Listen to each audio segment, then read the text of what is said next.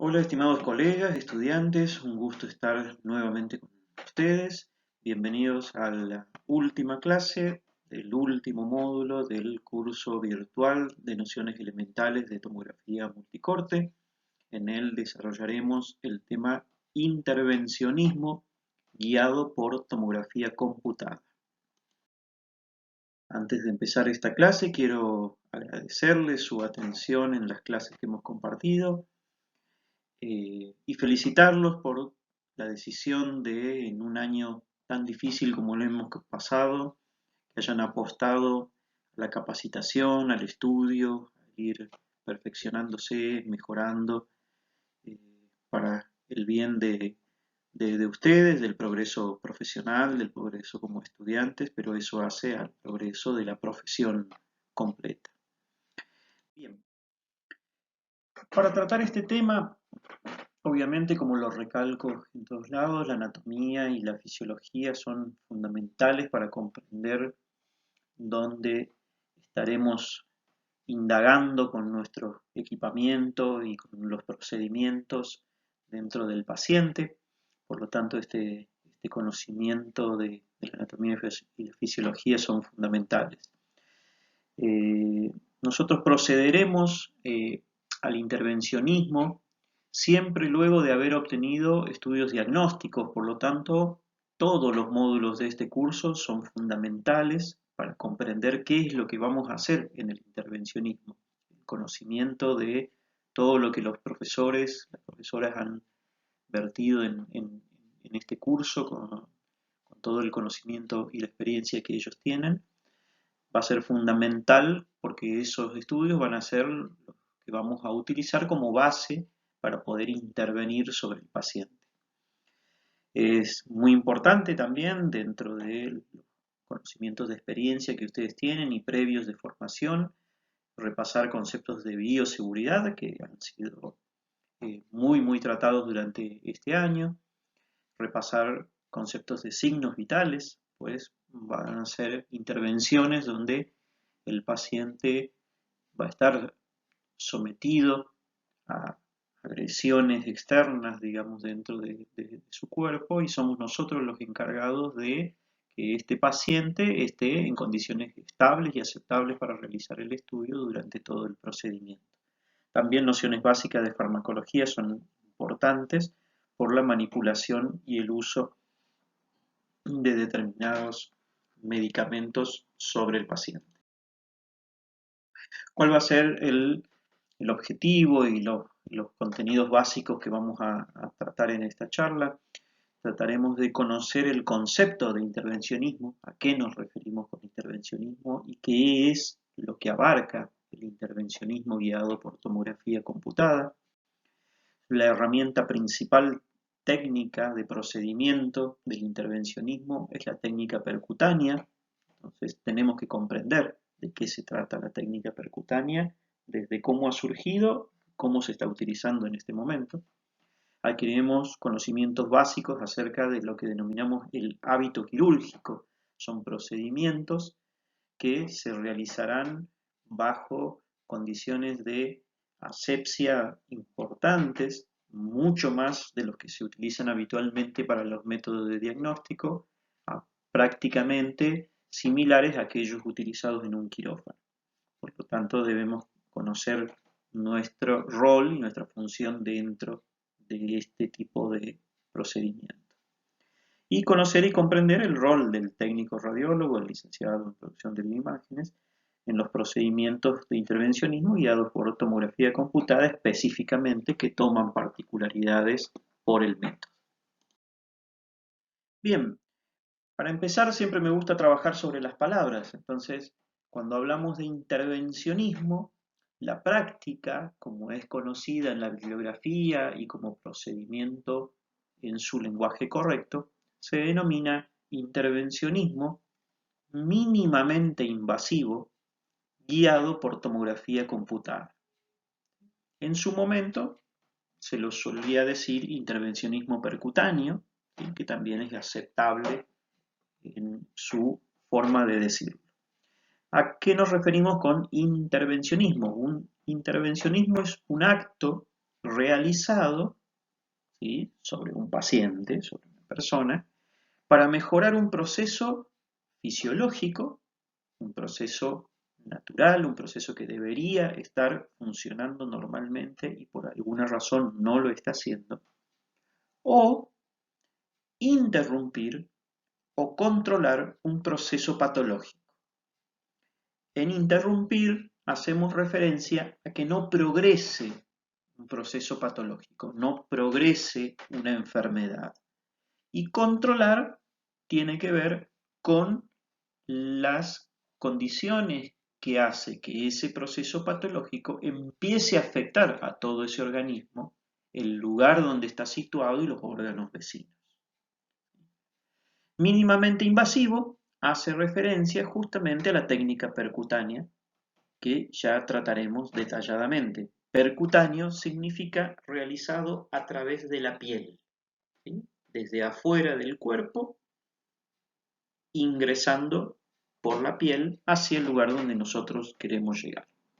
Guiado por tomografía computada es el método que estamos tratando en este curso y tiene como una de sus ventajas mayores la ubicación tridimensional del paciente, o sea, una ubicación precisa del lugar y milimétrica o inclusive submilimétrica, ¿sí? Por eso ha tomado tanto auge el intervencionismo mínimamente invasivo guiado por la tomografía computada.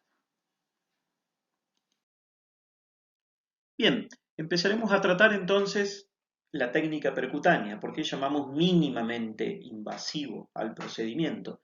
El procedimiento se denomina así porque comparado con otros métodos como el quirúrgico, no tenemos que hacer secciones importantes en el cuerpo del paciente, abrir al paciente, ¿sí?, sino que se han desarrollado tanto la técnica como los elementos utilizados para poder realizarlo, para que uno pueda acceder a prácticamente cualquier lugar del organismo con una mínima incisión o simplemente con la punción de la piel y a partir de ahí ir, guiado por la tomografía computada en este caso, llegando al lugar donde se encuentra el proceso patológico que queremos intervenir. Esta técnica, la técnica percutánea, es una técnica utilizada no solamente en el diagnóstico por imágenes, no solamente en la tomografía computada, sino que es una técnica utilizada en toda la medicina, ¿sí? Su creador es Ben Ivar Seldinger, que también se conoce como técnica Seldinger o técnica de Seldinger. Nace en abril del 21 en Suecia, ¿sí?, y estudia medicina en Estocolmo. Él, desarrollándose dentro de su especialidad como residente médico en su instituto, crea una técnica en la cual va haciendo procedimientos a partir de la piel hacia adentro del cuerpo, llevando primero una aguja, después una guía, después un catéter y después haciendo el retiro gradual de los componentes, ¿sí? Una técnica de ingreso de materiales desde la piel y de salida de materiales, la cual puede repetirse varias veces en un mismo procedimiento. Este trabajo es publicado en un acta radiológica en el 53, donde lo que trata en ese momento es el hecho de poder realizar una arteriografía de manera percutánea. Hasta ese momento lo que se hacía era una sección, una disección, se buscaba la arteria, se sacaba, se clampeaba y se introducían los materiales dentro. El inconveniente que existía con estas técnicas es que luego ese vaso no podía volver a ser utilizado, ¿sí? Él aplica esta técnica en las localizaciones de tumores por medio de arteriografía realizada en radiología, ¿sí? Entonces puede llegar a hacer angiografías renales o venografías portales, que fue lo primero que hizo en su servicio de radiología. Él se doctoró en el 66, en 1966, con un trabajo llamado colangiografía transparieto hepática, que fue una técnica enormemente utilizada en la radiología, en la que se realizaba una punción percutánea, se atravesaba el hígado y se podía llegar al sistema de, de- de- de conducción de la vesícula biliar y todos sus conductos, tanto intrahepáticos como extrahepáticos, y poder tomar registros radiológicos de ello. Ya en los últimos años, el advenimiento tanto de estudios de mucha precisión y de mucha calidad en la ecografía y el ecodoppler, luego la tomografía y ahora la resonancia magnética han hecho que este método no se utilice más, pero se utilizó durante mucho tiempo.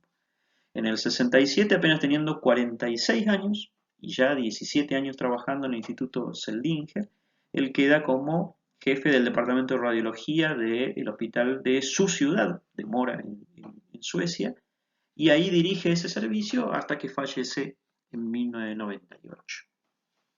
Esta técnica, por lo tanto, les vuelvo a aclarar, es una técnica que si bien fue desarrollada por un radiólogo para hacer estudios radiológicos, la utilidad que tuvo, la sencillez y obviamente luego la evolución de los materiales hicieron que fuera una técnica que se repartiera en todas las especialidades de la medicina y que hasta el día de hoy está sumamente vigente para realizar un montón de procedimientos. Cada uno después tendrá una variable de acuerdo al lugar donde se aplica, pero básicamente la técnica sigue siendo la misma.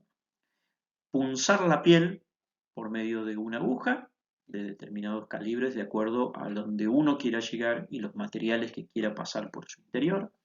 Luego de posicionada la aguja en el lugar que uno elige, se hace transcurrir por dentro una guía que es radiopaca, o sea que se puede ver radiológicamente, son guías metálicas o de materiales parecidos.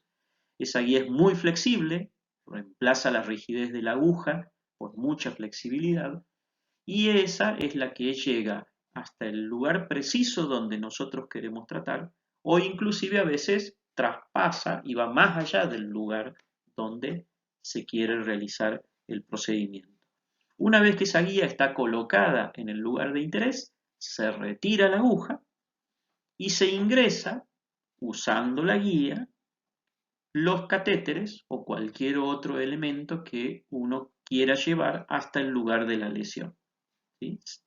Una vez que eso está colocado en el lugar de la lesión, a veces la guía se retira si uno cree que ya definitivamente va a trabajar solamente con el catéter, con ese tubo que va a estar puesto en el lugar, o en muchos procedimientos la guía permanece en el lugar para poder retirar un catéter y poner un catéter de otra característica, de otro calibre o de otro lugar. Una vez terminado el procedimiento, se retira, si se dejó la guía, el catéter con el que se trabajó, y lo único que queda por hacer es una leve, pequeña, de acuerdo al tiempo del procedimiento que se haya hecho, compresión en el lugar donde se pinchó, ¿sí? Esto hace a que la técnica percutánea sea mínimamente invasiva. Estamos hablando de un pequeño corte de bisturí de 2 o 3 milímetros si el catéter es grande, o simplemente una punción como una aguja comúnmente uno recibe una inyección intramuscular, nada más que eso. Esa fue la genialidad, la simpleza y la genialidad de una técnica que facilitó muchos procedimientos médicos y que ha perdurado hasta el día de hoy. La técnica percutánea o técnica de Seldinger. Bien, yendo a la tomografía computada y al intervencionismo guiado por la tomografía computada, hay muchas descripciones y hay muchas formas de tratar el intervencionismo. El intervencionismo se puede tratar por especialidades, ¿sí? Se puede hablar de intervencionismo neurológico, se puede hablar de musculoesquelético, se puede hablar de orgánico. ¿Sí? También se puede hablar por regiones del cuerpo, se puede hablar de intervencionismo en tórax, intervencionismo en abdomen, intervencionismo en miembros, ¿sí?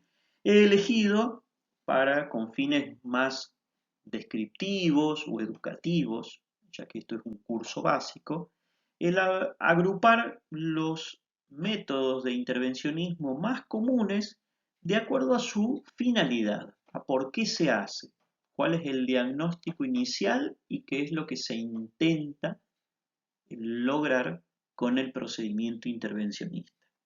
Por lo tanto, según la finalidad, agrupo al intervencionismo mínimamente invasivo guiado por tomografía computada en dos grupos. El diagnóstico, el intervencionismo diagnóstico y el intervencionismo terapéutico. ¿Sí? En el intervencionismo diagnóstico tendremos la finalidad de lograr conseguir material biológico, ¿sí? Histológico, citológico, celular, del lugar donde está el proceso patológico para arribar a la confirmación de un diagnóstico certero. Y en el terapéutico, en el intervencionismo terapéutico, pasaremos hacia el terreno de tratar de controlar el proceso patológico. Dentro del intervencionismo diagnóstico tendremos las punciones biopsias, ¿sí? Donde se realizará, como dice el nombre, una punción por técnica de Seldinger, técnica percutánea, y se logrará tomar muestras para la realización de biopsias, o sea, de análisis por el especialista en anatomía patológica. Tenemos las denominadas PAF y las PAG, que son punciones aspirativas con aguja fina, punciones aspirativas o punciones con aguja gruesa. ¿Sí? De acuerdo al material que se utilice, la punción biopsia puede ser una punción aspirativa con aguja fina o punciones con aguja gruesa. Dentro del intervencionismo terapéutico, los que trataremos en este curso básico serán el drenaje percutáneo, los tratamientos del dolor y un procedimiento que sumamos que es la vertebroplastía acrílica percutánea, la VAP. Bien, tratando con el protocolo de estudio. Como todas las tomografías, o sea, recuerden que estamos hablando de un procedimiento de alta complejidad, el intervencionismo sigue siendo un procedimiento de alta complejidad y suma determinadas condiciones a esto. La primera condición es que el paciente ya se ha realizado un procedimiento diagnóstico, sea una tomografía o sea otro método diagnóstico, pero ese paciente debe estar estudiado previamente para la solicitud de un procedimiento de intervención. Eso será evaluado por el médico radiólogo especialista en intervencionismo para ver la viabilidad, o sea, si se puede o no se puede realizar ese procedimiento, cuál va a ser el procedimiento más adecuado y cuáles van a ser las condiciones en las cuales ese paciente tiene que realizarse este procedimiento. Por lo tanto, no es que el paciente se presenta a hacer intervencionismo, se le da un turno y viene a un horario, ¿sí? Sino que hay unas condiciones previas en las cuales el caso debe ser analizado para luego proceder recién al intervencionismo. Dentro de las condiciones previas en la necesidad de información del paciente, necesitaremos que este paciente refiera todos sus antecedentes alérgicos. El intervencionismo generalmente no se utiliza medio de contraste. ¿Sí? Si se utiliza, generalmente, como les decía, ya tiene un estudio previo, por lo tanto lo hizo, pero también tenemos que conocer antecedentes alérgicos a cualquier tipo de medicación, porque durante el procedimiento también utilizamos otros medicamentos. Solemos usar anestesia local, solemos utilizar medicamentos por ahí para relajación del músculo liso, ¿sí? Podemos usar corticoides, podemos utilizar algunos tipos de antiinflamatorios o analgésicos, por lo tanto hay que tener un historial bien detallado de los antecedentes alérgicos del paciente. Como vamos a hacer una punción, como vamos a hacer un pequeño corte o vamos a pinchar con una aguja, pero eso también va a ir perforando los órganos internos o los lugares por los cuales vamos a atravesar, necesitamos un estudio completo de coagulación. Si bien esto es mínimamente invasivo, se utilizan calibres muy finos, digamos, de materiales, sigue siendo una punción, tenemos que seguir atravesando la piel y determinados órganos, por lo tanto, para que el resultado sea perfecto, así como se pincha y se retira el material, la zona que haya sido dañada pueda coagular correctamente, debemos conocer esos valores. Por lo tanto, el paciente debe contar, se le debe, digamos, indicar en realidad cuando va a pedir su turno, estudios completos de laboratorio donde figuren todos los índices de coagulación sanguínea. ¿Sí? Tenemos que pedirle tiempos de protrombina, tiempos de coagulación total, los KPTT, ver cómo está su hematocrito, etcétera, etcétera. O sea, todo lo que se denomina estudio de coagulación completa debe contarlo el paciente para la realización del estudio. Debemos conocer por características técnicas de nuestro equipo, tanto su peso como su altura. Acá tenemos que prestar mucho más detalle todavía a la posibilidad de que el paciente pueda ingresar dentro del gantry, porque acá necesitamos más espacio inclusive que para un estudio común. En un estudio común, como ustedes vieron en las clases anteriores, necesitan conocer cuál es la apertura del gantry, el FOB de su equipo, y ver si eso coincide con la circunferencia del paciente.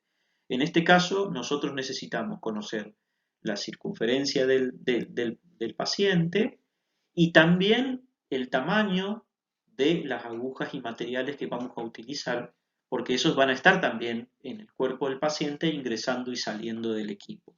Por lo tanto, a veces si un paciente entra justo en la apertura del gantry, es viable para realizarle el estudio diagnóstico, pero no es viable para poder hacer el procedimiento por intervencionismo. Y eso tenemos que saberlo antes, ¿sí? Tenemos que tener esa información antes de hacer toda la preparación del paciente.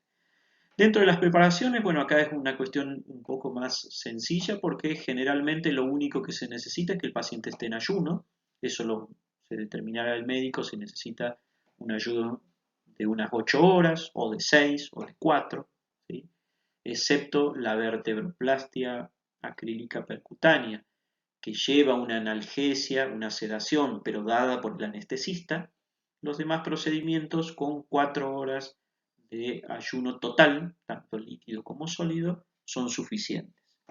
Los estudios previos, como les había comentado, todo paciente está estudiado de manera diagnóstica previamente, por lo tanto debemos analizar todos esos estudios diagnósticos previos para que el médico especialista pueda programar la intervención. Y dentro de los requerimientos, que el paciente haya sido informado por el médico derivante, por el médico que le está pidiendo el estudio, que es el que conoce su historia clínica, el que conoce el diagnóstico y el que decide que se va a ir a una intervención. Por lo tanto, tendrá que hablarle de los pros, los contras y los riesgos. De todos modos, este paciente, cuando se presenta al servicio de diagnóstico por imágenes, también se le entregará un consentimiento informado escrito, detallado, con todas las explicaciones puntuales del procedimiento, los riesgos y lo que él tiene que consentir para poder hacerlo. Todo esto, vuelvo a repetir como había hecho en clases anteriores, depende del primer contacto del paciente con el servicio que está dado por el personal administrativo. Por lo tanto, es fundamental nuestra comunicación con ellos para que ellos puedan darle toda la información necesaria al paciente, recabar toda la información que necesitamos nosotros y detectar si existe algún inconveniente con el paciente, si algo de estos puntos no está hecho o no se puede cumplir o hay una dificultad, para que el paciente se entreviste con el médico, para que nosotros podamos hablar con él o para solucionar cualquier tipo de inconvenientes en estos puntos siempre antes de la realización del estudio. En el momento en que el paciente llega a hacerse el procedimiento ya es tarde, ¿sí? En ese momento, si algo no se cumple de todos estos parámetros, puede llevar a que tengamos que suspender el procedimiento, ¿sí? Porque no contamos con los estudios de coagulación, porque no se pudo programar el estudio, porque el paciente no estaba en las condiciones que necesitaba, lo cual va a ser una cuestión muy crítica, muy molesta para el paciente y algo que no queremos que suceda. Por lo tanto, es fundamental que en este paso previo del paciente para el procedimiento, el equipo administrativo esté bien preparado en toda esta información que deben conocer ellos y que debemos conocer nosotros. Bien, yendo al protocolo de estudio, el protocolo de estudio será muy particular porque estamos hablando de que podemos intervenir absolutamente cualquier parte en el cuerpo y que existe una decisión programada por el médico intervencionista previo. Una de las cosas que tenemos que tener en cuenta en el protocolo de estudio, ya una vez que pasamos todo lo previo y que el paciente ya se presenta a hacer el estudio, es la comodidad del paciente para realizarse el procedimiento. Como vemos acá, este paciente no tiene ningún inconveniente. Llegó caminando, se puede comunicar normalmente y está súper cómodo para realizarse el estudio, muy despreocupado de cualquier cosa que le pueda pasar. Lamentablemente, estos son muy pocos pacientes que pueden llegar a presentarse en condiciones tan ideales para la realización del estudio, porque ustedes tienen que tener en cuenta que estos pacientes ya han sido diagnosticados de un proceso patológico o están sufriendo ya las características, las consecuencias de un proceso patológico. Por lo tanto, un paciente que llegue a intervencionismo no es un paciente que en términos generales se encuentre bien, ¿sí?, en su estado físico y anímico, sobre todo. Los pacientes que vamos a recibir van a ser pacientes que ya vienen sufriendo un cuadro de dolor, de molestia, de incapacidad física, de problemas fisiológicos y anatómicos.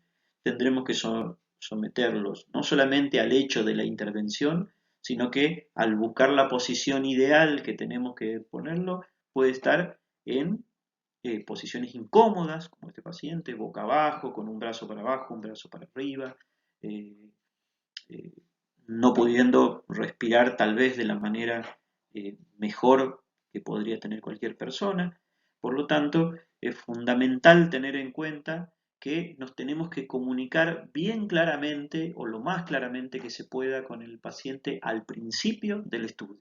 Antes de empezar a realizar esto, tenemos que comunicarnos con él, ver cuáles son sus necesidades, si está cómodo, si está incómodo, cuál es su dolor, hasta dónde soporta el dolor, explicarle la posición que vamos a tener que decidir. Acá no hay un protocolo de boca arriba, boca abajo, boca acostado. Acá se decide de acuerdo a cómo se puede llegar mejor a la zona patológica, se decide cómo vamos a ubicar al paciente y muchas veces suele ser incómodo en términos generales o incómodo para el dolor o el proceso que esté sufriendo el paciente. Por lo tanto, habrá que explicarle cómo va a estar, probarlo, ver si soporta la posición, previamente ver si tiene frío, si tiene calor, si quiere ir al baño antes, ¿sí? O sea, todas esas necesidades son fundamentales que nosotros las conozcamos y que establezcamos un nivel de comunicación con el paciente, porque el paciente una vez ubicado, acomodado, marcado, posicionado con todos los elementos que después se va a tener que hacer la asepsia de todo el lugar, no poder tocarlo más, ni él va a tener que moverse luego durante todo el procedimiento. Por lo tanto, si nosotros, el paciente ingresa así como está, lo acomodamos, lo dejamos y él no sabe nada o no preguntó nada, es muy posible que el procedimiento no pueda terminarse porque va a estar incómodo, porque le va a empezar a doler, porque quiere ir al baño, porque etcétera, etcétera, etcétera. ¿Sí? Entonces, es fundamental para cualquier procedimiento, tanto ese paciente que llegó caminando, que nos entendió todo y que se puso cómodo en el equipo, que le expliquemos todo lo que vamos a hacer. Y en las condiciones en que el paciente no esté bien, tenemos que extremar el esfuerzo de comunicación para que él entienda qué es lo que nosotros vamos a hacer durante ese procedimiento, que vamos a estar disponibles para él, que él puede comunicarse todo el tiempo con nosotros, pero que necesita este estudio su colaboración. Necesitamos que no se mueva, ¿sí?, que colabora. Si necesitamos darle órdenes de respiración, que sepa cuáles van a ser y qué es lo que tiene que hacer.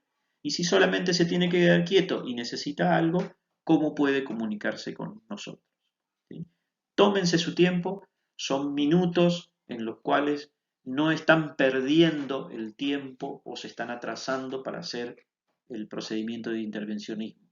Son minutos que, si son bien claros y logran ese contacto con el paciente y la colaboración de él, son minutos ganados al estudio y van a tener un procedimiento mucho más tranquilo y exitoso para este paciente. Por lo tanto, ese punto es fundamental. Comuníquense con el paciente. Los materiales. Los materiales van a variar de acuerdo a cada uno de los procedimientos. Hay un enorme arsenal de materiales que se pueden utilizar, desde los más comunes que utilizamos habitualmente todos los días a intervenciones que son más que necesitan más cantidad de materiales o que no hacemos tan habitualmente y tal vez esos materiales hay que pedirlos previamente para después. Los materiales ya también son parte de la programación del estudio. Cuando el médico decide cómo y cuándo va a ser el procedimiento, también en ese momento hay que hacer una verificación de que contemos con esos materiales o cómo conseguirlos. Por lo tanto, es muy importante que cuenten con todos los materiales, que hayan revisado ustedes previamente que el día y la hora en que vamos a hacer el procedimiento, vamos a contar con los materiales necesarios para hacerlo. Y cuando vayamos a hacer el procedimiento, siempre tenemos que tener material de más. Si se va a utilizar una aguja de un tipo y de un calibre, tiene que haber 2, 3 o 4. ¿Sí? Si vamos a utilizar una pinza, tiene que haber otro material de esos, porque puede suceder cualquier cosa durante el procedimiento. Se puede romper, se puede caer, se puede contaminar, cualquier cosa de esas que precise inmediatamente su reemplazo. ¿Sí? Y si nosotros no contamos con más material del estrictamente necesario para el procedimiento, ese no es un momento para solucionar. Por lo tanto, siempre el consejo es que verifiquen una vez programado el estudio si cuentan con el material, si va a llegar el material en el día indicado y en el momento del procedimiento siempre tener más material del solicitado para la realización del estudio. Para esto, un consejo que les doy, sobre todo cuando uno inicia en estos procedimientos, es realizar una lista de verificación.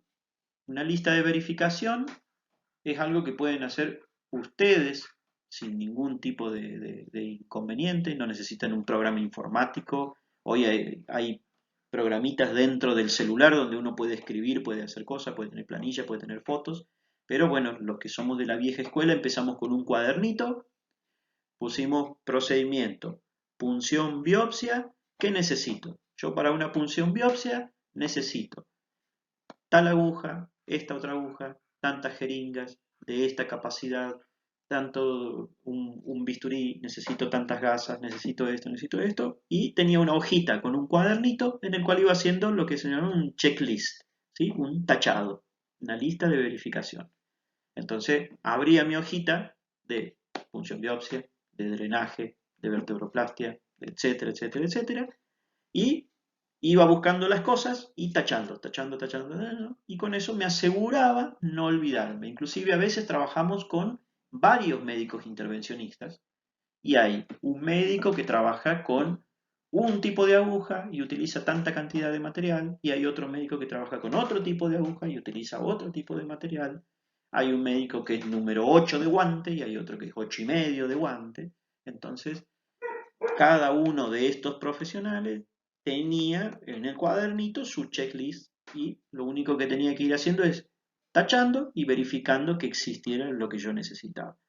Uno con el tiempo, después vas agarrando experiencia, vas teniendo un concepto más claro de la programación de los estudios, pero para no tener que pasar un mal momento y que no estén las cosas que uno necesita, les recomiendo que por cada uno de los procedimientos, en cada servicio donde ustedes vayan a trabajar y con cada médico que vayan a trabajar, se hagan una listita de verificación de los materiales que necesitan y se quedan tranquilos si tienen todo para hacer el procedimiento en el momento.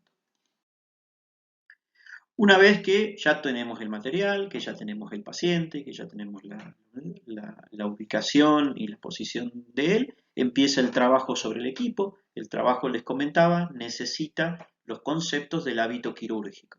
Nosotros tenemos que vestir el equipo con ropa estéril, o sea, con batas, con compresas, con sábanas fenestradas, generalmente son las que se utilizan. Fenestrado significa que tiene un hueco o tiene un tajo, ¿sí? Según el material que uno va a utilizar, que tienen distintos tamaños de acuerdo al procedimiento que uno va a hacer.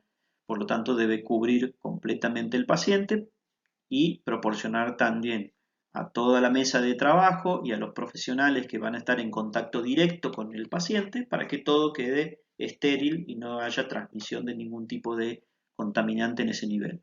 Generalmente, bueno, ahora llegada la pandemia, también por las dudas estamos vestidos todos, pero nosotros vamos a tener una circulación desde la consola hacia el equipo y alcanzándole las cosas a los profesionales. Por lo tanto, antes generalmente no nos vestíamos para los procedimientos, hoy lo hacemos, pero por una cuestión de bioseguridad de la pandemia. Pero lo que sí tenemos que estar constantemente atentos a las necesidades del paciente en primera medida, que es con el que nosotros ya conversamos al principio, ya nos pusimos de acuerdo cómo nos va a avisar si necesita algo, cómo va a saber si tiene alguna necesidad durante el estudio, y después tenemos que atender a las características del profesional que está haciendo la intervención o de los profesionales que están haciendo la intervención, porque a veces procedimientos intervencionistas lo hace el médico radiólogo y lo asiste otro, un residente u otro médico radiólogo, a veces un cirujano, a veces viene el traumatólogo, a veces viene el neurólogo, a veces, de acuerdo al procedimiento, a veces están presentes los especialistas. Por lo tanto, por cada especialista que está dentro de la sala, a nosotros se nos multiplica el trabajo, ¿sí? Si está el radiólogo, atendemos al radiólogo. Si hay radiólogo y un ayudante, tenemos que atender los dos. Si están los dos y un anestesista, tenemos que también atender la necesidad del anestesista. Por lo tanto, nos vamos multiplicando y para ello lo más importante de todo es que tenemos que estar organizados. Tenemos que saber dónde están las cosas. Tenemos que contar con todos los materiales, como charlamos recién, y tenemos que movernos de manera tal que no tengamos contacto con el área estéril del paciente ni con los profesionales que están trabajando. El hábito quirúrgico, uno de los parámetros que tiene, es el hecho de manejarse siempre en el sentido contrario en el que se están manejando los profesionales. Si está a la derecha, nosotros estaremos a la izquierda. Si está enfrente, nosotros estaremos para atrás. Si él entra y sale de la sala por un sector, nosotros entraremos y saldremos por el otro sector, ¿sí? Minimizar la posibilidad de que lo choquemos, lo toquemos, lo rocemos, tengamos contacto con las áreas estériles que va a tener el paciente para no tener que empezar todo de vuelta, sino este procedimiento tiene que hacerse de nuevo si la contaminación ha sido crítica. Después del procedimiento o durante el procedimiento también hay que tener en cuenta, fundamental, sobre todo a todos los que son estudiantes y se los recargo siempre, deben mantener el orden, deben mantener la limpieza. Esto es para todos los procedimientos diagnósticos, antes, durante y después del estudio. Y si nos estamos yendo, con más razón, porque no sabemos quién es el profesional que va a venir después que nosotros. Es fundamental tener en cuenta el orden y la limpieza. No podemos ir sacando materiales y tirándolos arriba de la mesa. No podemos estar rompiendo frasquitos de vidrio y dejándolos sin descartar. No podemos estar tirando basura de descarte y reciclaje en las bolsas rojas, ni las contaminadas en las bolsas negras, ¿sí? No podemos dejar los contenedores llenos o contenedores que no sean adecuados para el material que estamos utilizando, porque el desorden produce accidentes, ¿sí? El desorden hace complicado buscar las cosas que necesitamos, pero sobre todo, el desorden produce accidentes.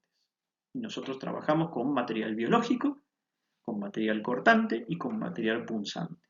Por lo tanto, cuidémonos nosotros y cuidemos a todos los profesionales que están en ese momento en nuestro servicio y los que van a venir después que nosotros terminemos el procedimiento, ¿sí?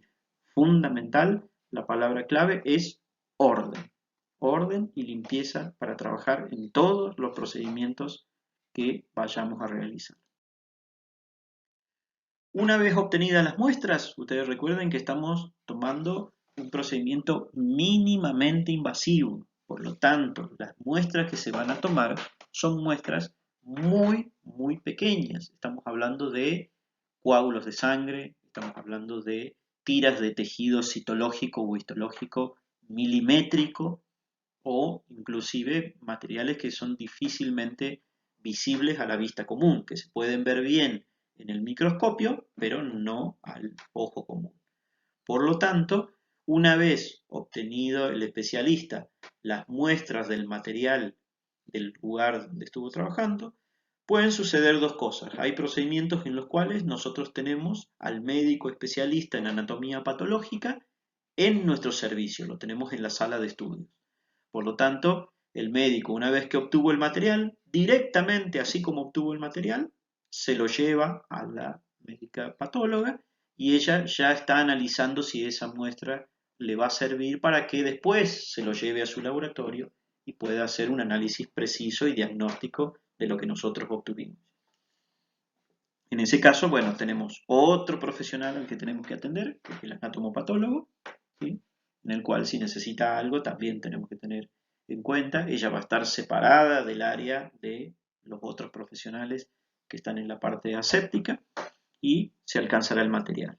En el caso de que no esté el médico y que nosotros tendremos que referir el material que obtuvimos a un laboratorio de anatomía patológica o a un laboratorio, por ejemplo en el caso de un cultivo, un laboratorio de análisis bioquímico, o entregárselo al paciente para que lo lleve, o entregárselo a enfermería para que ellos después lo hagan, es fundamental asegurarse de que una vez obtenido el material, se ponga en el receptáculo que se haya decidido poner, ¿sí? Hay materiales que se obtienen y que simplemente quedan en la misma jeringa donde se obtuvo y no hay que tocarlos más, hay que encapucharlos, sellarlos y asegurar que no vayan a tener ninguna pérdida y ese material se entrega. En otros casos, como están viendo acá en los frasquitos, hay que ponerlos en frascos de formol para que tengan una conservación en el lugar.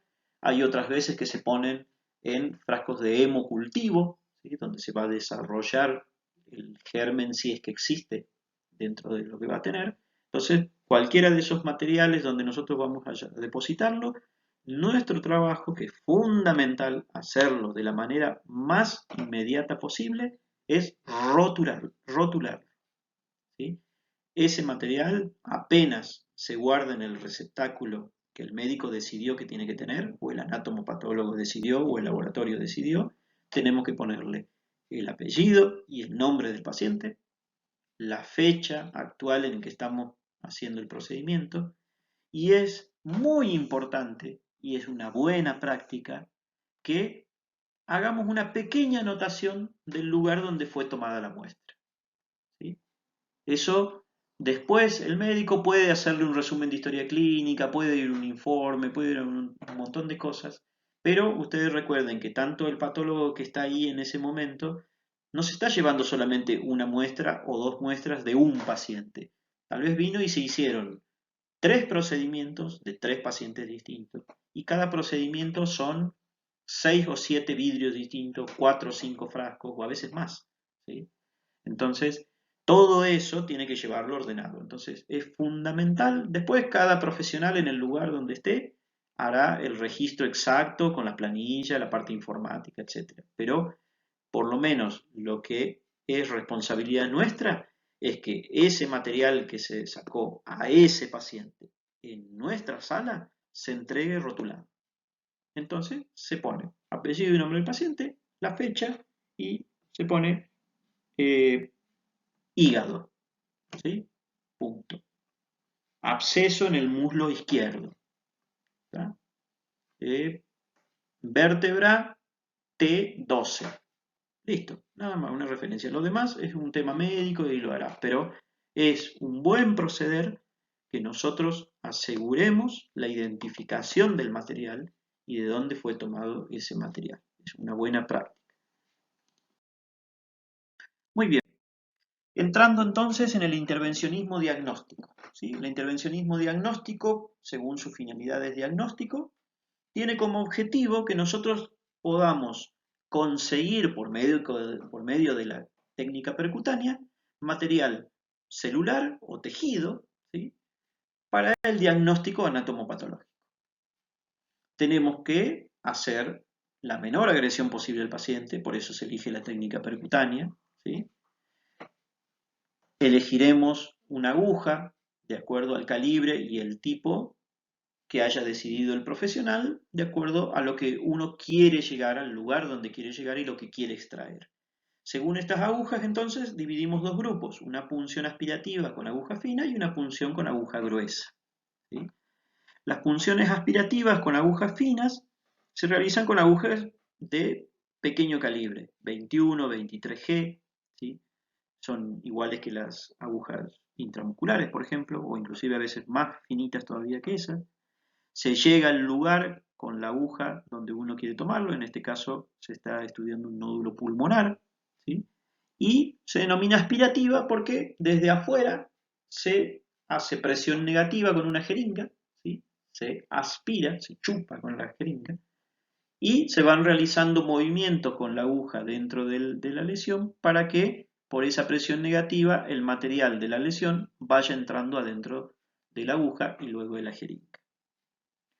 Las punciones con aguja gruesa son punciones que se realizan con calibres más grandes, son calibres 14, 16G, para que tengan una idea, si alguien ha donado sangre, por ejemplo, ¿sí? La aguja que se utiliza para la extracción de sangre es un calibre 14, ¿sí?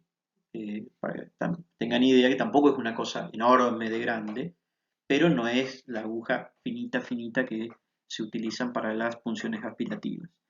Estas agujas gruesas a veces son solamente la aguja, suelen tener mayor resistencia, obviamente mayor calibre, sus puntas son de muchas formas, hay puntas biseladas, hay puntas en corona, hay puntas redondeadas con bisel, hay puntas perforadas, como en este caso, ¿sí? Eso va variando de acuerdo a lo que uno quiere hacer. Acá lo que se está haciendo es una punción de la cresta ilíaca, ¿sí? Se está atravesando el hueso de la cresta ilíaca desde una cortical hasta la otra cortical, ¿sí? Por lo tanto necesita una aguja mucho más resistente. A veces se aspira también el material, en otras cosas se usa un dispositivo automático que se acopla a la aguja y eso realiza un corte en lo que se está haciendo en fracciones de segundos. Son disparadores automáticos que se pueden tener. Estos son los tipos de biopsias que se pueden obtener. Una vez que el material se obtiene, como les decía recién, bueno, eso va a depender del protocolo de estudio. Un protocolo que nosotros utilizamos y que no es muy fácil es que contamos con la presencia del especialista, del médico anatomopatólogo que está en el lugar y nos dice si el material fue suficiente para que él pueda llegar a analizarlo. Hay veces en que los servicios no cuentan con esta posibilidad y bueno, tienen que mandar el material a que lo analice y a veces suele pasar que en ese análisis el paciente va a tener que volver a realizarse el procedimiento nuevamente porque el material no fue suficiente o no se pudo arribar a un diagnóstico. Eso va a depender del protocolo de cada uno de los servicios. Las agujas pueden ser de múltiples calibres dentro de las pequeñas que yo les decía, las puntas biseladas o no. Este caso es la imagen que les mostraba recién ampliada del nódulo pulmonar utilizando una aguja 23G, muy finita, más finita que una aguja intramuscular, ¿sí? En este caso se usa una 21 para una lesión en la parte posterior del abdomen en relación al polo inferior del riñón, ¿sí? Acá se hacen punciones finas porque son lesiones que sangran mucho, entonces se trata de hacer la técnica percutánea con el calibre más finito posible que uno pueda tener para no causar esas hemorragias. Acá tienen una lesión en la pared costal, ¿sí?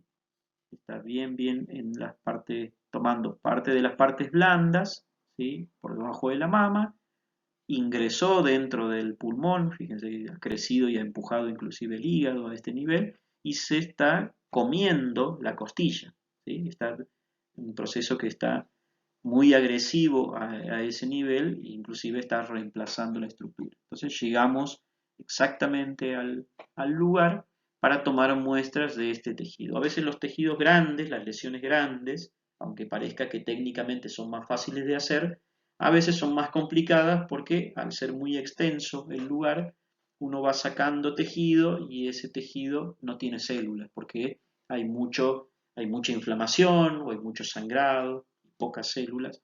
A veces cuando es muy grande la lesión, hay procedimientos de punción biopsia que son más complicados que si la lesión fuera muy chiquita. Estos son dispositivos automáticos, como les contaba, ¿sí? Son agujas, se llaman agujas tipo Trucut, ¿sí? Que pueden realizar un corte de un cilindro de algunos milímetros dentro de la lesión de manera automática en este caso, este es lo que denominamos una pistola automática, que hace un corte en fracción de segundo, muy fuerte y muy rápido, y esta es la misma aguja con el mismo sistema, pero se realiza de manera manual. Tiene como un agujerito para meter los dedos y con esto se dispara manualmente para realizar ese corte. ¿Sí? Se puede hacer tanto manual como automática. Las agujas Trucut, bien ampliadas, bien grandes, es esto que tienen acá, es un canalcito, ¿sí? Un canalcito de corte. Todos estos bordes que ustedes están viendo son afilados, ¿sí? Tanto el bisel como esto. Por dentro va una aguja de estas y el corte lo que hace es esto, una vez que está dentro de la lesión, entra y sale en fracción de segundos. Entonces produce un sacabocado. ¿Sí? Se pincha, se introduce, se deja el canalcito adentro, entra y sale rápidamente la otra aguja y lo que produce es un corte y lo que obtenemos es un cilindro, como les mostré recién en los frasquitos. ¿Sí? Uno o varios, de acuerdo a lo que se necesite. Esa es una punción con el disparador automático de las agujas estas tipo Trucut, que son agujas gruesas. Acá tienen una lesión, ¿sí? Osteolítica, de lisis, de que va rompiendo, va comiendo una vértebra, ¿sí? Con un antecedente de una paciente uncea de mama, y se llega con la aguja al lugar, se atraviesa la lesión para estar seguro de que uno transcurrió por toda la lesión, y se realiza un corte para obtener el material en ese lugar. Esta ampliada es la que les mostraba de la cresta ilíaca, en la cual se utilizó una aguja gruesa que se pasa de cortical a cortical, y si ustedes se fijan tiene agujeritos, ¿sí? Una aguja fenestrada, en la cual uno hace presión negativa desde afuera y va metiendo material adentro, porque en el interior del hueso van a tener médula ósea. Esta es una punción, se realiza en un dedo, este es el primer dedo, o el pulgar, ¿sí? Comúnmente conocido, en el cual hay una imagen también dentro de la segunda falange, se ingresa dentro con la aguja y se toma material del interior de ese material. En otro plano, una reconstrucción que se hizo para ver que está exactamente en el lugar donde se quiere entrar, y una reconstrucción tridimensional que es solamente para mostrarles una imagen linda de una punción difícil porque es sumamente complicado tener posicionada la mano, digamos, de manera bien quietita mientras se está entrando dentro de la aguja y se debe hacer con mucho cuidado para no romper el hueso. ¿Sí? Bien, yendo a la última parte que es el intervencionismo terapéutico, tenemos como una de las técnicas más habituales el drenaje percutáneo, ¿sí? Drenaje de tomar, de sacar, y percutáneo por la técnica del Seldinger. Lo que se hace es utilizar el drenaje percutáneo, tal vez es la técnica en la cual utilizamos todos los pasos de la técnica de Seldinger, así en el orden donde se hicieron, ¿sí? Guiamos por medio de las imágenes, llegamos al lugar donde se encuentra la lesión, generalmente son lesiones denominadas abscesos, son crecimientos dentro de un órgano o pegados a un órgano o dentro de la parte, se suelen dar más abdominales, pero también pueden estar en cualquier lugar del cuerpo. Ahí lo que hay es líquido infectado, más ocupando un espacio que está creciendo y comprimiendo órganos aledaños o causando compresión de los órganos en el lugar. Por lo tanto, lo que intenta hacer el drenaje percutáneo, por eso es una técnica terapéutica, ¿sí? Es sacar la mayor cantidad de material de ahí adentro, ¿sí? Para descomprimir lo que se esté comprimiendo o para evitar que siga creciendo ese lugar, ¿sí? no reemplaza la cirugía. Es fundamental tener en cuenta que los procedimientos de intervencionismo terapéuticos no reemplazan a la cirugía, sino que pueden actuar como un coadyuvante de la cirugía. Si el paciente está muy mal porque tiene todo eso lleno de un líquido infectado, nosotros al retirar eso podemos hacer que el paciente mejore su estado físico, su estado fisiológico, para poder ir luego a resolver su problema en una cirugía, pero en mejores condiciones. ¿Sí? Puede simplificar, por ejemplo, por el tamaño. No es lo mismo hacer una cirugía de todo esto que ustedes están viendo acá, que es más grande que un riñón, hacer un procedimiento quirúrgico de esto que es lo único que quedó. ¿Sí? Tendrán una cirugía mucho más sencilla, mucho más agradable para el paciente, con una recuperación mucho mejor. Por lo tanto, es importante tener en cuenta eso. Nosotros actuamos como coadyuvantes para mejorar el estado del paciente, para mejorar la condición física. No es un procedimiento en el que curamos al paciente, sino que tratamos de, como habíamos dicho al principio, de frenar, ¿sí?, y controlar un proceso patológico para que pueda ser resuelto de una mejor manera. Lo que vamos a utilizar en el drenaje percutáneo van a ser las agujas, ¿sí?, de punción, las guías y los catéteres, como habíamos hablado, o sea, todos los elementos de la técnica percutánea.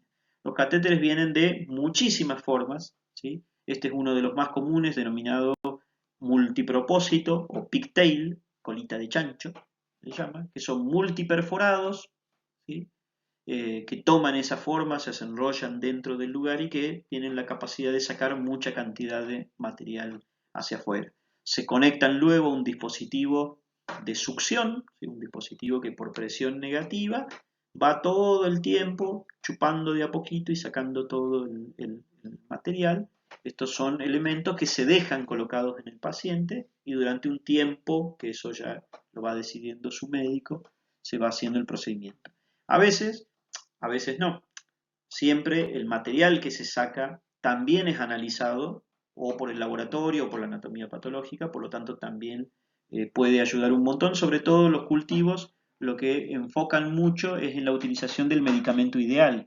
Si ellos logran obtener del material que nosotros sacamos cuál es el patógeno que está actuando, pueden saber exactamente cuál es el mejor medicamento para poder atacar, por ejemplo, en el caso de una infección, saber cuál es el patógeno exacto y a qué antibiótico o medicamento va a responder. Como les decía, en el drenaje percutáneo se cumplen todos los pasos de una técnica de Seldinger. Entonces, acá lo que tenemos es un absceso a este nivel, es toda esta masa heterogénea que ustedes están viendo con distintas densidades, más claro, más oscuro, más claro, más oscuro y denso. Está creciendo en la fosa, bajo la fosa renal, digamos, a ese nivel. El paciente está boca abajo, ¿sí? Esto es la parte anterior, la panza, y esto es la espalda. Lo que realizamos primero por guía tomográfica, una vez que acomodamos al paciente y lo ubicamos, es una marcación, ponemos una marca plomada y hacemos un corte tomográfico en el lugar de elección para que el médico intervencionista planifique a qué distancia está, cómo va a llegar, con qué angulación, en qué lugar, y vea cómo está en el estado actual. Acuérdense que este paciente ya fue estudiado de manera diagnóstica y viene a que le hagamos el procedimiento. Entonces vemos cómo se encuentra en ese momento la lesión. O sea, la imagen tomográfica de guía inicial, la primera, nos sirve para saber todas esas cosas. Una vez decidido cómo vamos a realizar el procedimiento, se introduce la aguja de punción, ¿sí? Esto que están viendo alrededor, que es más hiperdenso, más blanquito ahí alrededor, es la anestesia local, ¿sí?, que el médico va haciendo de a poquito desde la piel y va dando en gotitas suavemente, suavemente, suavemente, hasta que llega al plano muscular. Por lo tanto, el paciente, después de la primera punción y la administración de la anestesia, ya después no siente nada en todo el recorrido del procedimiento, porque toda esta zona subcutánea está anestesiada y también anestesiado el músculo. Una vez llegado a ese lugar, se pasa la guía por adentro de la aguja, ¿sí? La guía va a llegar hasta el lugar e inclusive lo va a atravesar, se va a ir más lejos del lugar donde está para asegurarnos que está posicionado exactamente en el lugar que queremos. En este caso no se retiró la guía, se deja la guía colocada ahí y se pasa el catéter que les mostré recién, un catéter multipropósito o pigtail. Entonces está en todo el recorrido del catéter a ese nivel y lo que está saliendo ahí es la guía para asegurarnos que está colocado correctamente. Una vez que nos aseguramos que estamos en la lesión y que vino material desde dentro de la lesión, se retira la guía y automáticamente, porque son catéteres preformados, una vez que se le saca la guía metálica de adentro, vuelven a tomar esa formita de pigtail, de colita de chancho que tenía antes, entonces se enrolla dentro de la lesión. Y lo que se hace es dejar el aspirativo, que les mostré recién, para que vaya drenando ese material. Antes de dejar todo el dispositivo, se saca material con el fin de descomprimir el lugar, aliviar en el momento. Ya podemos causarle un alivio al paciente de la compresión que tenía. Y también porque vamos recolectando material, como les decía recién, para mandar al laboratorio para realizar cultivos o análisis accesorios, ya que se hizo el procedimiento, que son ideales para lo que va a venir con el paciente. ¿Sí? Bien. Por último tenemos los tratamientos del dolor dentro de los terapéuticos, digamos. También podemos llegar a tener técnicas intervencionistas que son muy variadas de acuerdo al tipo de dolor que tiene el paciente. Necesita previamente tener un buen análisis clínico de ese paciente, exámenes físicos, pruebas de diagnóstico por imágenes si son necesarias, evaluaciones neurológicas. O sea, estos pacientes tienen que ser estudiados previamente, bien detalladamente, porque nosotros no salimos a hacer un diagnóstico, sino que ese diagnóstico ya tiene que estar confirmado para que se decida actuar para tratar de aliviar el dolor de ese paciente cuando no responde a los tratamientos convencionales del dolor. O sea, el paciente no responde a antiinflamatorios, no responde a analgésicos, no responde a tratamientos externos, bueno, se decide hacer un procedimiento interno. Los tratamientos del dolor, los dos procedimientos más extendidos son los bloqueos y las alcoholizaciones. ¿Sí? Los bloqueos se pueden realizar a cualquier nivel, ¿sí? Que haya un nervio sensitivo que esté afectado o que la zona alrededor de ese nervio sensitivo esté afectada. Generalmente estos procedimientos se hacen en la columna vertebral, en las raíces nerviosas de salida de la médula. Pero cualquier nervio del cuerpo al que se pueda acceder tomográficamente puede llegar a ser bloqueado. Y las alcoholizaciones tratan de los conglomerados nerviosos, que son los plexos. ¿Sí? Y se puede ir también a cualquiera de los plexos en los que se pueda llegar. La diferencia son los tiempos que se van a tomar en cada una y los procedimientos. Las alcoholizaciones tienen un carácter prácticamente definitivo. Por lo tanto, son procedimientos que más bien se realizan de manera paliativa. Un paciente, sobre todo en pacientes oncológicos, donde ya los límites o las dosis de medicamento para el tratamiento del dolor, que generalmente son derivados de los opioides, las morfinas, los fentanilos, etc., ya han llegado a niveles muy altos con las consecuencias que tiene, porque tiene muchas reacciones a eso, y no puede seguirse controlando o la enfermedad sigue progresando.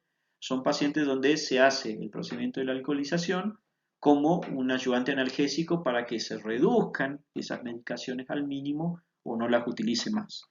Estos procedimientos van como ayuda terapéutica también a los que no son enfermedades oncológicas, pero que tienen dolores crónicos, dolores de mucho tiempo de evolución, y que el mismo dolor por ahí no permite que el paciente se rehabilite adecuadamente, por lo tanto también se va sobre ellos. Generalmente los plexos más comunes que suelen ser alcoholizados son el plexo celíaco, ¿sí? Ahí a la salida delante de la aorta abdominal, en el conglomerado entre las renales y la mesentérica superior. El plexo hipogástrico, que está delante del nivel de L5 es S1. Y el plexo braquial, que es el que tenemos a nivel de la triangulación entre la clavícula, el hombro y la superficie más alta del vértice pulmonar. ¿Sí? lo que se hace es llegar con soluciones alcohólicas, soluciones de alcohol a distintos niveles de grado, estériles obviamente, ¿sí? Ubicar los lugares donde están estos plexos y hacer que difunda esa solución alcohólica que termina, entre comillas, diciéndolo mal y pronto, quemando las raíces nerviosas sensitivas y reduciendo ese grado de compromiso del dolor que tiene el paciente. Por el lado de los bloqueos, lo que se hace es un tratamiento más a largo plazo. Lo que se trata de hacer es algo parecido a lo que los traumatólogos, neurólogos tratan el dolor en pacientes que generalmente tienen ciática, lumbalgia o cualquier tipo de dolor derivado de las raíces nerviosas salidas de la médula. Lo que uno hace es colocarle ese tipo de medicación, ¿sí? Analgésicos, antiinflamatorios, corticoides, dentro y exactamente en el lugar donde se está produciendo el dolor. Por eso los bloqueos se pueden ubicar a nivel radicular, que es donde sale la raíz nerviosa, ¿sí? El epidural, todo el espacio que está alrededor de la médula en contacto, por ejemplo, cuando una hernia de disco contacta con ese saco epidural de la médula y lo comprime, o facetario cuando tiene que ver con las articulaciones de la columna, ¿sí? Cuando las facetas articulares de la columna son las que están produciendo el dolor, se llega a ese nivel. Por eso se necesita la precisión de la tomografía computada, que puede llegar de manera tridimensional y milimétrica, como habíamos hablado al principio, ¿sí? En el caso de el bloqueo radicular, lo que uno hace es llegar de manera con técnica percutánea, utilizando agujas finas, ¿sí? Al lugar donde está la salida de las raíces nerviosas. Tenemos la médula en el medio, el espacio epidural alrededor, ¿sí? Y la salida por los agujeros de conjunción de las raíces nerviosas. Primero van a ser la salida anterior y posterior. Lo que uno trata de ingresar es en el medio, ¿sí? Donde está el gangliecito de salida nervioso de esas raíces, y colocar la medicación, ¿sí? Exactamente en el lugar. Ustedes ven ahí, esto es el corticoide o el anestésico, el material que se está utilizando, mezclado con un poquito de contraste para que nosotros podamos verlo, ¿sí? Y lo que se está viendo ahí es el redondito que hay ahí, es el ganglio de la raíz nerviosa, y lo hemos bañado todo alrededor con el medicamento. También hay un poquito ahí hacia el espacio epidural, ¿sí? Ese medicamento, en lugar de estarlo tomando sistémicamente o inyectándolo en el cuerpo, lo que se hace es colocarlo exactamente en el lugar donde está la lesión que causa el dolor. Entonces, actuará durante un tiempo de 10 a 15 días aproximadamente, causando el efecto antiinflamatorio en el lugar exacto donde está. A ese nivel, también lo que se puede hacer es esto, que es la difusión del medicamento hacia el espacio epidural, ¿sí? Cuando lo que está produciendo es una compresión a ese nivel, generalmente causado por las hernias de los discos intervertebrales posteriores que van y empujan el canal medular. Y en otros casos lo que se hace es entrar con la aguja, muy finita ahí, al lugar donde la articulación está teniendo problemas, ¿sí? Esto es toda una articulación muy irregular, ahí tenemos las facetas de uno con la faceta del otro, mucha artrosis alrededor, un disco que le decimos degenerado, un disco que tiene aire adentro, que está seco, y una articulación que ha perdido su capacidad elástica, su capacidad mecánica, ¿sí? Entonces se introduce dentro mismo de la articulación la faceta y ahí se pone el medicamento. Bien, el procedimiento, la vertebroplastia acrílica percutánea, ¿sí? Es una intervención que se hace también desde el exterior de manera percutánea. Lo que se trata de hacer es tratar lo que son los aplastamientos vertebrales causados o por microfracturas, ¿sí? Por enfermedades parecidas a la osteoporosis, por ejemplo, que hacen que la arquitectura interna de la vértebra, el diploide de la vértebra, se vaya rompiendo, se vaya microfracturando hasta que ceda, y el aplastamiento causa un problema de la arquitectura de la columna con mucho dolor y con mucha compresión. A veces también se hacen procesos patológicos en los cuales el hueso ha sido dañado por un proceso externo, digamos, al cuerpo, y en los menores casos a veces fracturas por aplastamiento traumáticas. ¿Qué tratamos de hacer nosotros? Ingresamos de manera percutánea dentro del cuerpo de la vértebra y se ingresa dentro de ese lugar que perdió su estructura, su microestructura, con un material acrílico, ¿sí? Con un material que va a ingresar de manera líquida, va a expandir la vértebra a lo más normal posible que puede dar y luego se va a endurecer. Por lo tanto, va a volver a va a dar un soporte mecánico que había perdido la vértebra en ese lugar. Estos métodos son tratados, por ejemplo, en hemangiomas vertebrales que toman estructura, las metástasis óseas que ocupan la vértebra y las fracturas, como les contaba recién. El procedimiento de la vertebroplastia es la ubicación tomográfica, ¿sí? La llegada tomográfica exactamente al lugar donde está, la inyección del material acrílico, ¿sí? a ese lugar. Nosotros lo realizamos por tomografía, hay lugares donde se marca exactamente y se deja la aguja puesta en el tomógrafo y luego se traslada al paciente al servicio de hemodinamia o al quirófano y se controla por ARCO-en-C la inyección del material acrílico. Y luego, al día siguiente, este es un paciente que hace una internación breve, o sea, queda ese día en descanso internado y a la mañana siguiente se le hace controles radiológicos y ya puede irse a su casa. El procedimiento no es que llega y se va como en los otros casos, pero con muy breve internación. Esto es lo que se realiza. Esto es un cine que en el momento en que se está inyectando el material acrílico dentro de la vértebra fracturada. En este caso habían tenido una que conservaba su estructura y la superior y la inferior es la que habían pedido, entonces se hace un relleno con mitad y mitad de la dosis ahí para darle una arquitectura y que estos aplastamientos no hagan una fuerza mecánica sobre la del medio y también la terminen dañando. ¿Sí? Se hace un relleno interno de la parte del cuerpo. Ese material a temperatura corporal se solidifica, se vuelve como una piedra, es sumamente en el frío, es líquido, apenas se prepara, pero una vez que ya está dentro del cuerpo y toma temperatura, se solidifica. Por eso es un procedimiento que se hace todas las marcaciones y todo previamente y uno tiene que estar 100% seguro que está en el lugar porque hay una posibilidad de inyectar el material. Si uno se demora un poquito o el material no entra como tenía que entrar, el acrílico al calentarse se solidifica y ya no se puede realizar más el procedimiento. Bien, para dejarles un casito de esos extraños que no se presentan mucho todo el tiempo, el terreno de las marcaciones es un terreno enorme de grande, la tomografía computada por su característica de ser tridimensional y submilimétrica o milimétrica, sirve a otras especialidades o a otras disciplinas para lograr llegar exactamente al lugar que quiere. La tomografía se puede utilizar, por ejemplo, previo a tratamientos de radioterapia para realizar marcaciones del lugar donde se va a hacer el procedimiento, inclusive planificar ese tratamiento. Se pueden realizar prequirúrgicas, un cirujano puede pedir que en tomografía, desde la piel, desde la parte externa, uno le haga la marcación exacta del lugar por donde tiene que ingresar o tiene que llegar.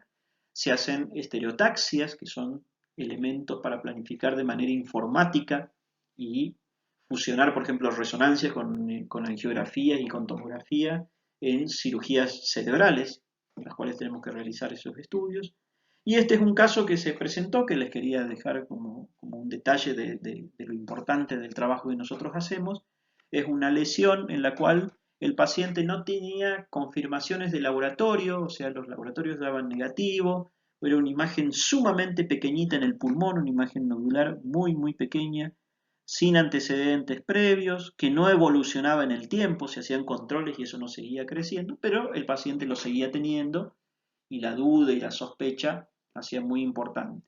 ¿Cuál es el inconveniente? El cirujano torácico que iba a realizar este procedimiento Cuando entraba, al ser una lesión tan pequeña, acá está ampliada la imagen para que ustedes lo vean, pero estamos hablando de una lesión de 5 o 6 milímetros, en el parénquima pulmonar, en lo grande que es el parénquima pulmonar y la consistencia que tiene, cuando se realizan cortes generalmente suele colapsar y al colapsar ellos pierden de vista dónde tienen la imagen. Y en la técnica que él utiliza, que es la técnica endoscópica, ¿sí? Entrar por los de manera también percutánea para no tratar daño al paciente, tenía muchos riesgos de no encontrar la lesión. Entonces nos consultó si nosotros de alguna manera podíamos darle alguna marca que él pudiera ver cerca de la lesión, o sea, no necesitaba tener la lesión, sino tenerla ahí. Y se decidió hacer un procedimiento combinado. Se marcó al paciente, se encontró la imagen, se punzó, o sea, se llegó bien contiguo a la lesión, y lo que pasamos por adentro de la aguja, o sea, utilizando una técnica percutánea, es este alambrito finito, finito que ustedes están viendo ahí, ¿sí? Por eso lo amplié tanto, porque es muy finito, que es un arpón de mamografía, para marcación de mamografía, ¿sí? Es un alambre muy finito, radiopaco, que en la punta es como si fuera una flecha, que una vez que uno retira un cobertor que tiene desde la parte de afuera, sale un arponcito y ese arponcito queda clavado, que es lo que se utiliza para marcar las mamas, ¿sí? Los nódulos de mamas, entran a cirugía, el cirujano va viendo el alambre que tiene desde afuera, desde la piel, hasta el lugar y secciona toda el área alrededor. Por lo tanto, hace una cirugía muy conservadora, una cirugía solamente del tejido, de poco tejido sano alrededor de ese nódulo. Bueno, se le ocurrió a nuestro médico, a nuestro jefe de servicio, que es el médico que hace intervencionismo, que podíamos utilizar el arpón, ¿sí? Se colocó, se hizo, nunca se había hecho esta prueba en un pulmón, ¿sí? El cirujano torácico estuvo con nosotros, vio de la manera que nosotros entramos, por donde entramos, para que él pudiera repetir la posición, por eso está puesto de decúbito lateral el paciente, para que es la simulación de cómo va a estar en la mesa del quirófano. Se retiró todo y se dejó el alambrito desde la piel puesta hasta el lado de la lesión. Ahí está el arpón abierto, clavado un puntito acá en la lesión y el otro es el alambre que sale. Y esta es una imagen coronal, ahí está el arponcito clavado y el alambrito que sale hacia la piel. Este es el video de la cirugía en el momento en que él entra con el equipo de... Lo que están viendo acá es, esto es el pulmón, ¿sí? Así es un pulmón vivo, moviéndose, esto es el latido cardíaco que afecta al pulmón encelado, y este es el alambre que nosotros habíamos dejado colocado con el arpón adentro de la lesión. Por lo tanto, esto sí podía verlo el cirujano, llegó hasta el lugar, ya le habíamos dado la medida de dónde estaba ubicado, y lo que hizo es solamente una sección de este segmento, en lugar de tener que sacar todo ese segmento, todo ese lóbulo del pulmón. Se le entregó a la anatomopatóloga que estaba presente y confirmaron que la lesión era benigna.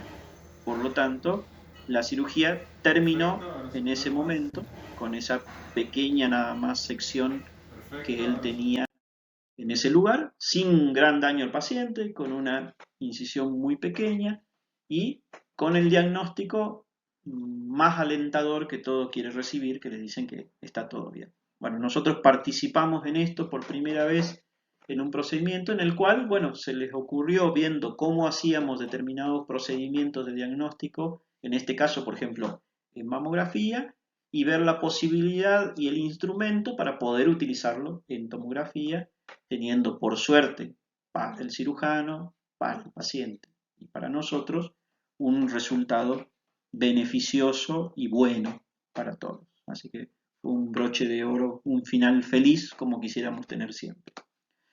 Muy bien, estimados colegas y estudiantes, muchas gracias por su atención. Espero que estas dos clases que hemos compartido le hayan sido de utilidad y estoy a su entera disposición para lo que ustedes necesiten y nos encontraremos en el encuentro que esté planificado para ver esto, que hay muchísimas cosas para hablar, pero he tratado de resumirlo y de tratar de ser lo más claro posible para aquellos que están recién iniciándose en esto o están estudiando para poder comprender este terreno que es de las cosas más lindas que hay para hacer en tomografía por las características que estuvimos charlando.